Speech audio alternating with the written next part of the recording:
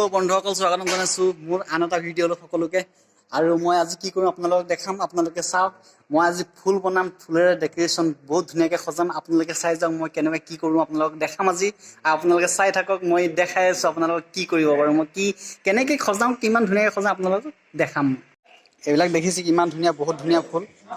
এইবিলাক অৰিজিনেল ফুল হয়, আৰু এই ফুলেদি মই সজাম, বহুত ধুনীয়াকৈ সজাম। আপোনালোকে চাই থাকক। আৰু মই এয়া বনাই আছোঁ, আপোনালোকক দেখাম বনাই। বহুত ধুনীয়াকৈ সজাম, মই ইয়াত ফুল সজাম, আপোনালোকে চাব।